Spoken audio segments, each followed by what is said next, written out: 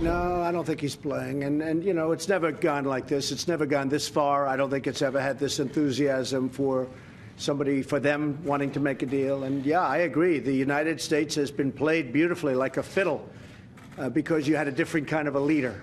We're not going to be played. All right, the president convinced that this bromance quickly struck up by the North and South Korean leaders, that there's something going on here. And it follows a trend that the president likes and hopes to leverage off of when he meets with the North Korean leader.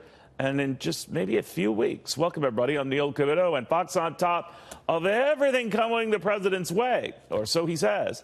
And a German leader who seems to agree for the time being, even though that sometimes got a little disagreeable.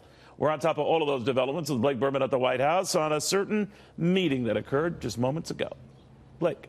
Hi there, Neil. And you just heard from the president that soundbite there, which was in the Oval Office earlier today, in which he said that past administrations have been played like a fiddle by the North Koreans. And he said that is not going to happen to us.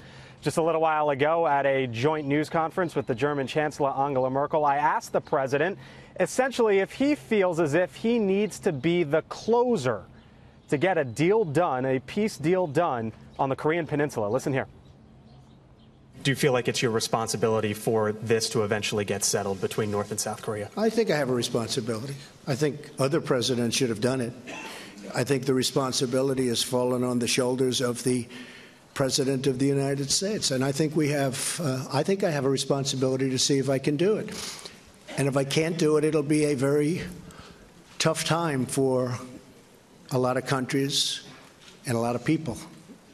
It's certainly something that I hope I can do for the world. The president has also been recently talking about how he has a strong working relationship, this administration does, with the North Koreans. But when I asked him if he has spoken with Kim Jong-un or plans to do so before the two meet, he wouldn't necessarily go there.